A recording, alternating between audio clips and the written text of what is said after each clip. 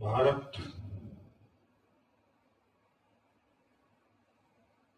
पराधीनता की एक के बाद एक श्रृंखलाएं झेलता रहा। तो जितने भी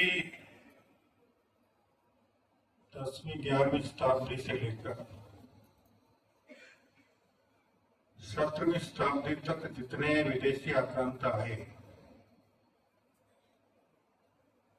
उन्होंने मूल रूप से यहां से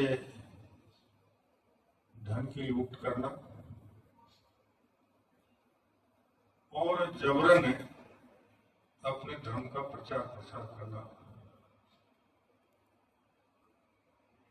तक सीमित रहे। लेकिन जब से ईस्ट इंडिया कंपनी आई और ईस्ट इंडिया कंपनी ने आने के बाद एक लंबे कालखंड के दशकों के बाद जब उसे महसूस हुआ कि कैसा देश है भारत, जो शताब्दियों से विभिन्न आक्रमण झेल चुका, विभिन्न प्रकार के अत्याचार झेल चुका, और उसके बावजूद भी इस देश की संस्कृति समाप्त नहीं हुई, सभ्यता समाप्त नहीं हुई। तो उन्होंने अपने एक विद्वान व्यक्ति को ये दायित्व सौंपा कि भारत की सभ्यता संस्कृति नष्ट क्यों नहीं हो रही है और उसके क्या कारण है। उन कारणों को खोजकर उन कारणों का क्या निराकरण हो सकता है, उस पर अपने सुझाव दो। तो उस व्यक्ति ने पूरे भारत का भ्रमण किया और भ्रमण करने के बाद उसे महसूस हुआ कि उस समय भारत की जो शिक्षा पद्धति, प्राचीन शिक्षा पद्धति थी, गुरुकुलों के माध्यम से, वो मूल कारण था जो भारत की सभ्यता संस्कृति को लगातार संरक्षित कर रहा था, बचाए रख रहा था। और उसके बाद उन्होंने एक नई शिक्षा पद्धति इस राष्ट्र पर थोपी, जैसे अभी पिछले साल ही उससे छुटकारा दिलाने का प्रयास आदरणीय प्रधानमंत्री जी के नेतृत्व वाली भारत सरकार ने किया, नई शिक्षा पद्धति नीति के माध्यम से। और वो नीति आने के बाद जब भारत की पुरानी शिक्षा पद्धति को उन्होंने प्रतिबंधित कर दिया, गुरुकुल प्रतिबंधित हो गए और उनकी शिक्षा पद्धति के अनुसार नए विद्यालय खुलना शुरू हुआ। उसके बाद तेजी के साथ आध्यात्म से भौतिकवाद की ओर बढ़ने का सिलसिला शुरू हुआ। और जब भौतिकवाद की तरफ व्यक्ति तेजी से आगे बढ़ता है तो भौतिकवाद का प्रभाव ये पड़ता है कि फिर उसमें असंतुष्टता बढ़ती चली जाती है हर प्रकरण के माध्यम से। और जब असंतुष्टता बढ़ती है मन में, तो फिर उसके मन मस्तिष्क में कई तरह के विचार उत्पन्न होते हैं, जिसे हम एक तरह से कहें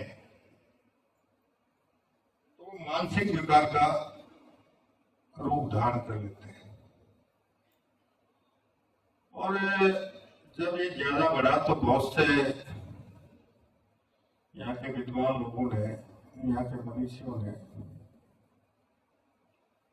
इस सब को महसूस किया और आने वाले समय में ये कितना भयावह हो सकता है, इसका आकलन करके उन्होंने अपने अपने हिसाब से व्यक्ति को स्वाध्याय करने के प्रति, अपनी मानसिक विकारता से दूर रहने के लिए विभिन्न प्रकार के ध्यान और योग करने के बारे में लोगों को जागरूक करने का प्रयास किया। और उसी में से एक आज आप जिनकी प्रेरणा से इस ध्यान योग में शामिल हो रहे हैं, वो सब भी सामने आए। उन्होंने भी अपनी पद्धति प्रचारित प्रसारित करने का प्रयास किया। और जहां तक मैं समझता हूं कि शायद आज से 50-55 साल पहले इस दिशा में उन्होंने काम शुरू किया। और एक दौर वो भी आया जब भारत के साथ साथ विदेशों में भी उनकी इस पद्धति को अपनाने वालों की संख्या तेजी के साथ बढ़ी। अब जब दो विचारधाराओं में टकराव होता है, भौतिकवाद और स्वाध्याय की विचारधारा में टकराव शुरू हुआ तो कई प्रकार के आरोप प्रत्यारोप भी शुरू हो जाते हैं। और उसमें ये भी एक प्रकृति का नियम है कि कोई भी विचारधारा, कोई भी धारा एक बार चरम तक पहुंचकर फिर वापस नीचे की ओर आती है। ये उतार और चढ़ाव हर कालखंड में चलते रहे हैं। जहां तक मैं समझता हूं शायद 70 के दशक के आसपास इनका उत्कर्ष शुरू हुआ और एक दो दशक बाद चरम तक पहुंचकर वापस ढलान की ओर आना शुरू हुआ। और ढलान पर आने के बाद जब उन्नति और प्रगति अवनति ये लगातार चलने वाले क्रम है, उसी क्रम में जैसे अभी आपके जो आज के इस ध्यान योग के प्राचार्य कहने, स्वामी जी कहने बताते कि व्यवहार पास 10 लाख साधक हैं, निकट भविष्य में हम 50 लाख की संख्या तक पहुंचेंगे। ये प्रकृति का नियम है। आप जितनी तेजी से प्रगति करोगे, शिखर पर पहुंचने के बाद आपको वापस एक बार नीचे आना पड़ेगा। और जब आप वापस नीचे आएंगे तो फिर एक कालखंड आएगा जब आप वापस प्रगति की ओर बढ़ना शुरू करेंगे। तो ये बहुत से अलग अलग लोगों ने अपना अलग अलग ध्यान का, योग का, मानसिक विकार दूर करने का, आध्यात्म का मार्ग दिखाने वाले बहुत से लोग पिछले इस लगभग 1 शताब्दी के कालखंड में हुए हैं। और सबने अपने अपने हिसाब से भारतीय सभ्यता संस्कृति को भौतिकवाद से टकराव से बचाकर सुरक्षित करने का प्रयास किया है। और उन्हें सफलताएं भी मिली है। तो मैं सबसे पहले तो जितने भी आज के इस ध्यान योग के साधक और साधिकाएं हैं, उनसे ये अपेक्षा करूंगा कि भौतिक योग की चकाचौंध में जब इच्छाएं प्रबल होती है, जब व्यक्ति के मन में तरह तरह के विचार उत्पन्न होते हैं और उन पर जब इच्छाएं हावी होती हैं, तो फिर मानसिक विकार का दौर शुरू होता है। और ये भी एक कटु सत्य है कि आज चाहे भारतवर्ष हो और जितने भी पाश्चात्य देश, वहां की कुल आबादी का 1/3 से ज्यादा हिस्सा मानसिक विकार से त्रस्त है। और जो मानसिक विकार से त्रस्त बहुत ज्यादा हो जाते हैं, तब वो कहीं न कहीं उसका समाधान खोजने का प्रयास करते हैं, और समाधान खोजने के प्रयास करते करते ही वो आप जैसे लोगों के संपर्क में आकर आपकी साधना का, आपके साध्य का हिस्सा बनने का प्रयास करके अपने आप को उस टकराव से उत्पन्न विकार से दूर करने का प्रयास करते हैं। तो निश्चित रूप से आपकी जो पहल है, अभी 10 लाख से आने वाले 1-2 साल में 50 लाख संख्या होने का जो अनुमान आपने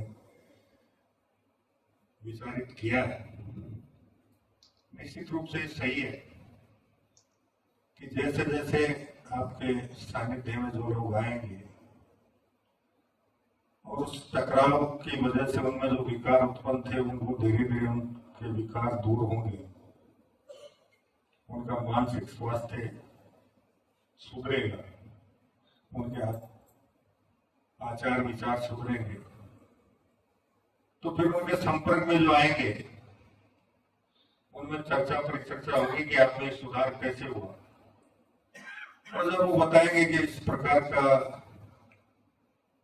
एक योग का, एक साधना का प्रयास फला प्रकल्प द्वारा किया जा रहा है, तो निश्चित रूप से आकर्षित होकर अपनी विकारता को दूर करने के लिए आपके यहाँ से ठीक होकर ये व्यक्ति के माध्यम से आप तक आता है, और ये संख्या लगातार बढ़ती जाएगी। तो मैं उम्मीद करूंगा कि आप इस दिशा में सफलता के नए कीर्तिमान करेंगे, और ये भौतिकवाद और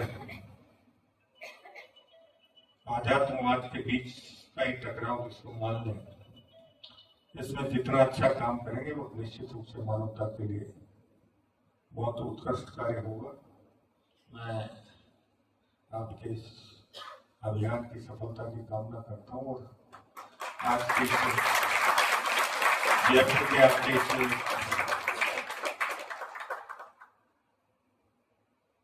आपके जो आपने यहाँ 3 दिन का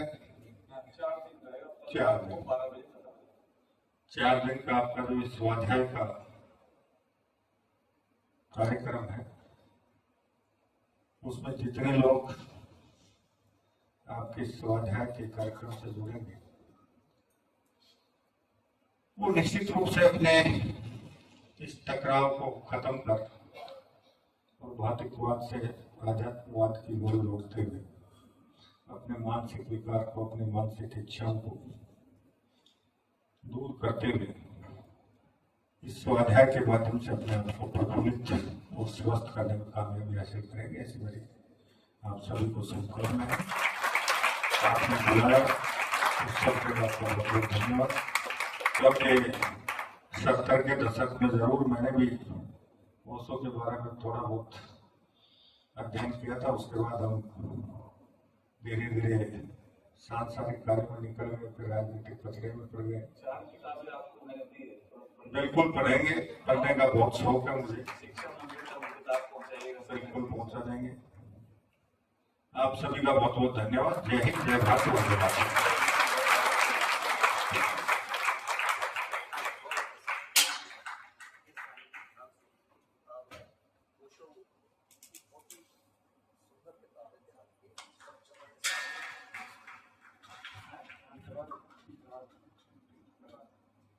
माननीय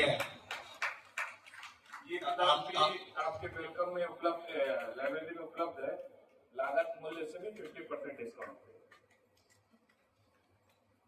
ये युवा लोग जी है, ऋषिकेश से आए हैं, और ये पुस्तक और गाउन सबके उपलब्ध है।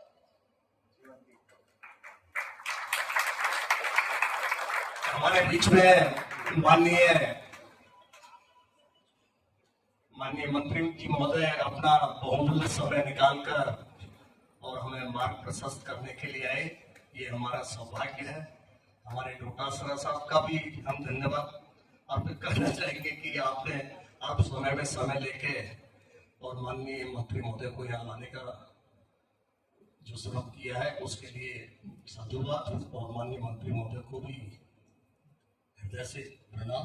और स्वामी जी 5-7 मिनट और यदि बैठ सको तो बैठो। स्वामी जी भी तो कार्यक्रम, अच्छा बीच में भी आप आइए, शिव